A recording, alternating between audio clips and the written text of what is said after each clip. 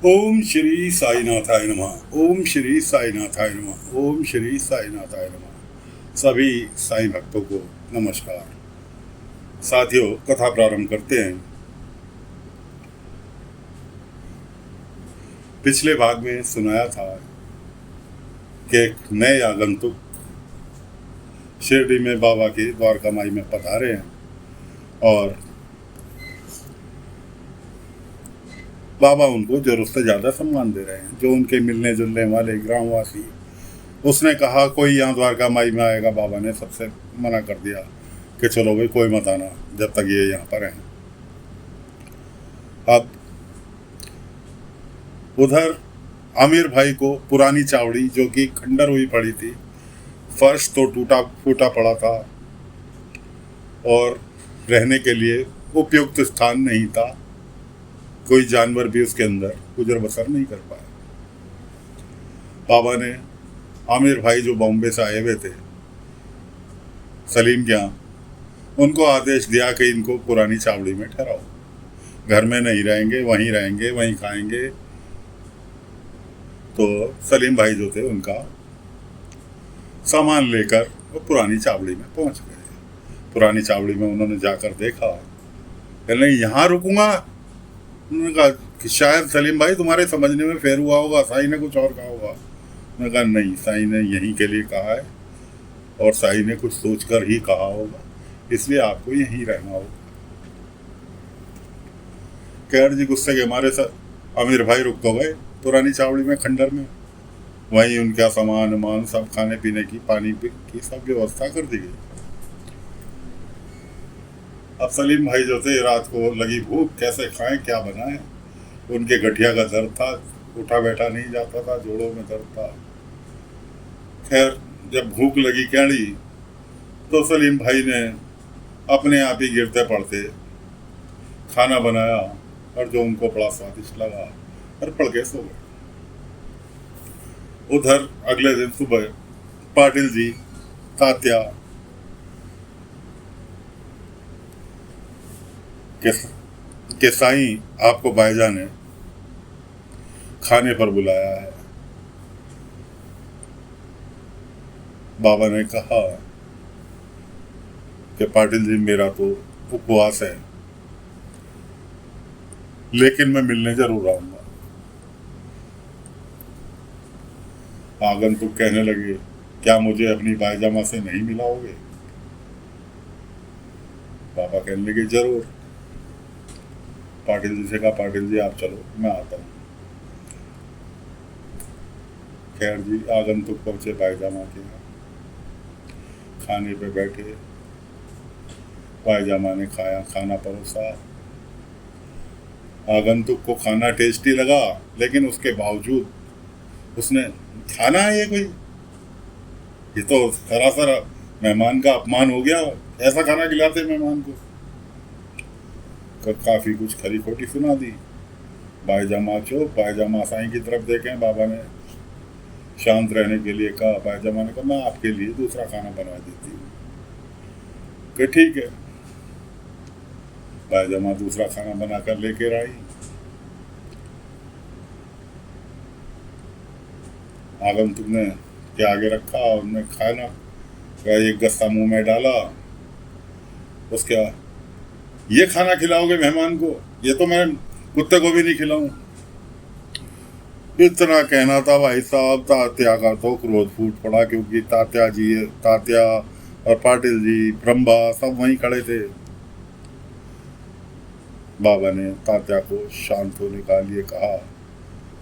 बाबा ने कहा तात्या तुम उस माँ के बेटे हो जिसने सबरी का बहुत भयंकर तुम्हारे सामने परिचय दिया है, इसलिए शांत रहो। क्या तात्या को जैसे तैसे बाबा ने शांत किया।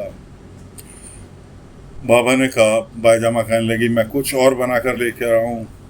बाबा ने कहा नहीं बाईजामा रहने दो, इन्हें शायद आपके हाथ का खाना पसंद नहीं आया और अब तो शायद इन्हें भूखा ही यहाँ से जाना पड़ेगा, और द्वारका माई में तो मैंने कुछ बना के रखा नहीं है और मैं जा रहा हूँ कहीं काम से, तो इन्हें तो अब आज भूखा ही रहना पड़ेगा। उसने बाबा की बात सुनी और खाना अपनी ओर खींच कर खाने लगा। कहने लगा इतना भी बुरा नहीं है कि पेट भरा जा सकता है। भाई ने खाना खाया और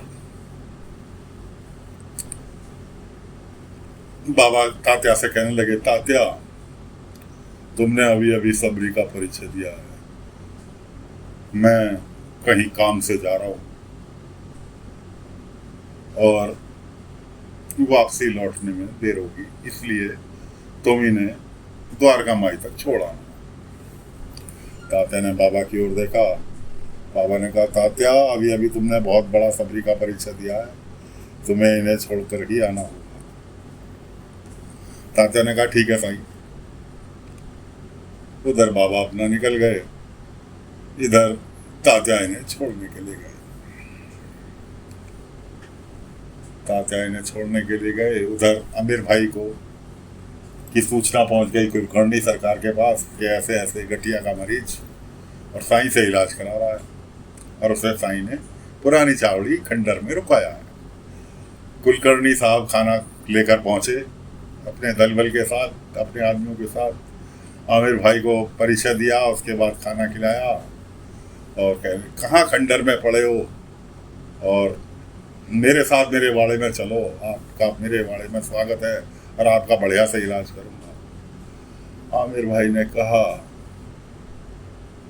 कि मुझे साईं पर पूरा भरोसा है, इसलिए मैं, साईं ने यहाँ रुकने के लिए कहा है, मैं यहीं रुकूंगा और यहाँ से कहीं नहीं जाऊंगा। आपने मुझे खाना खिलाया अपने घर से लाकर, उसके लिए आपका बहुत बहुत शुक्रिया। कुलकर्णी को गुस्सा तो आया, लेकिन कुलकर्णी को यह भी पता चल चुका था कि आमिर भाई कोई साधारण इंसान नहीं, बॉम्बे के बहुत बड़े व्यापारी हैं जो यहाँ साईं के पास आए थे। इसलिए उनने कहकर चला गया, आमिर भाई आपका मेरे वाड़े में 24 घंटे दरबार खुले हैं, दरवाजे खुले हैं, आप जब मर्जी मेरे पास आ सकते हैं। आमिर भाई ने शुक्रिया कहा और कुलकर्णी अपने चले गए। अब आमिर भाई जो थे, साईं से मिलना है अगले दिन, जिद पकड़ के बाबा के पास पहुंचे। गिरते पड़ते 2-4 जने उनकी हालत देख के उनके साथ हो लिए कि साईं कहाँ है, साईं कहाँ है। बाबा द्वारका माई में सामने खड़े थे, साईं कहाँ है। आमिर भाई को साईं कहीं नजर नहीं आ रहे, जबकि साईं उनके सामने खड़े थे। सब कह रहे, अरे तो खड़े तो हैं सामने, मुझे क्यों नहीं दिखाई दे रहे। खैर आखिरकार गिरते पड़ते द्वारका माई के अंदर आमिर भाई पहुंचे तो गिरने को हुए तो बाबा ने उन्हें थाम लिया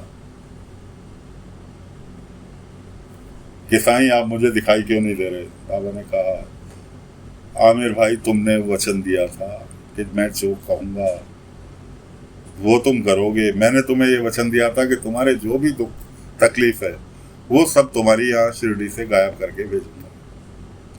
अपने वचन का पालन करो, तुम जो चाहते हो तुम्हें सब चीज मिलेगी। इस तरह से आमिर भाई ने को बाबा ने द्वारका माई से विदा कर दिया। अब तात्या जो थे छोड़ने के लिए गए, बाबा तो निकल गए थे घूमने, तात्या छोड़ने के लिए गए और उसने तो तात्या की ले ली। मेरे लिए बिस्तर बिछा, तात्या ने बिस्तर उठा के रखा कि अपने आप बिछा ले। इस तरह से झड़प दोनों में चल रही थी। इतने में बाबा आए। शाम का वक्त था, बाबा पहुंचे। अब वो आगंतुक बाबा से कहने लगा, देखो साईं इस बहुत बदतमीज आदमी है ये, इसने मेरा एक भी काम नहीं किया और मेरे से बदतमीजी से भी बोला। तात्या कुछ बताए, इससे बाबा ने रोक दिया तात्या कि हाँ आप बताओ, मैं नहीं चाहता कि दोबारा यहाँ पे द्वारका माई में दिखाई दे। बाबा ने तात्या से कहा, तात्या तुम घर जाओ, इसी वक्त जाओ और दोबारा यहाँ मत आना। अब तात्या रोवे, साईं मुझे माफ कर दो, मैंने तो ऐसा कुछ भी नहीं करा। मैंने कहा तात्या समझो बात को, मैंने कहा इसी वक्त घर जाओ, यहाँ से द्वारका माई से चले जाओ।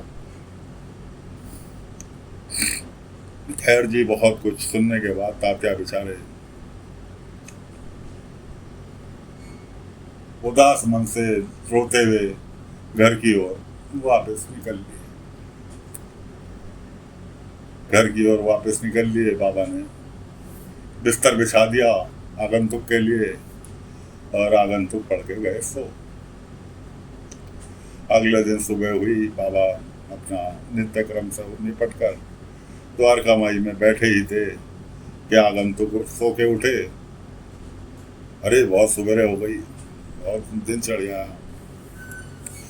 पापा ने कहा हाँ, आपके उदास मन से, बाबा भी तात्या को भेज के बहुत उदास हो गए थे, क्योंकि आगंतुक की कुछ हरकतें ऐसी थी जो कि बाबा ना चाहते हुए भी उन्हें झेल रहे थे। क्यों झेल रहे थे? आगंतुक का हर हुक्म सर आंखों पर बाबा ने रखा हुआ था। क्यों रखा हुआ था ये अगले अंक में आपको सुनाएंगे। फिलहाल तो बाबा उसकी हर आज्ञा का पालन कर रहे थे। वो कह रहा है कि हाँ ताई मेरा है, कि हाँ जी मैं आपका हूँ, ताई सिर्फ मेरा हुक्म मानेगा, हाँ जी आपका मानूंगा। इस तरह से बाबा का व्यवहार हो रहा था। बाबा ने कहा आपके लिए पानी गर्म कर दिया है, नहा लो। हाँ ठीक है, मैं नहाने जा रहा हूँ, मेरे लिए नाश्ता तैयार करो। आने कहा हाँ ठीक है, नाश्ता तैयार। इतने में एक साकोरी गांव के सेठ का प्रवेश हुआ। आगंतुक उन्हें कहते हुए निकले द्वारका माई से, पता नहीं कहाँ कहाँ से सवेरे सवेरे आ जाते हैं, काम धंधा है कि नहीं है इन पे, जब देखो साईं साईं साईं साईं करते चले आते। बाबा ने उनको आए, उन्होंने प्रणाम किया बाबा को। बाबा ने कहा और सुनाओ।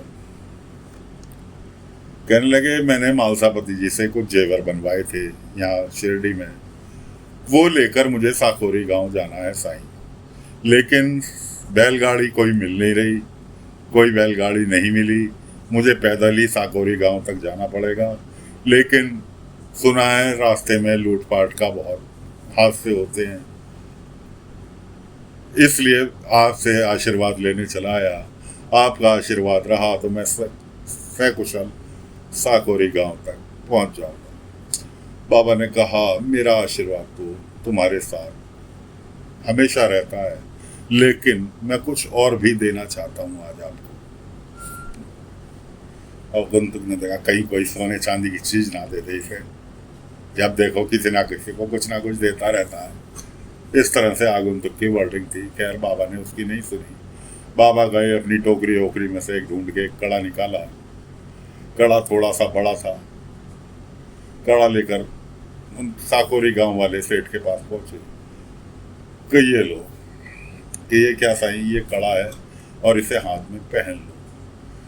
जब तक इसे अपने हाथ से मत उतारना, जब तक कि गहने आप जिसके गहने जहां तक आपको जिसके पास तक पहुंचाने हैं, ये गहने तब उसके पास तक जब तक आप पहुंचा ना दें, ये कड़ा आप अपने हाथ से नहीं उतारेंगे। उसने अपने हाथ में कड़ा डाला। कहने लगे साईं ये तो बहुत बड़ा है, हाथ से गिर जाएगा। बाबा ने कहा गिर जाए तुरंत उठाकर दोबारा पहन लेना, लेकिन ये कड़ा जब तक आप ये गहने अब इनके निश्चित स्थान तक नहीं पहुंचा देते, असल में उनके भाई की बेटी की शादी थी, उसके लिए गहने यहाँ बनवाए थे शिरडी। ये गहने जब तक सही ठिकाने पर आप नहीं पहुंचा दो, ये कड़ा जो है अपने हाथ से अलग मत करना। ऐसा कहकर बाबा ने आशीर्वाद देकर उन्हें विदा किया और फिर लग गए बाबा आगंतुक के लिए सुबह का नाश्ता तैयार करने में।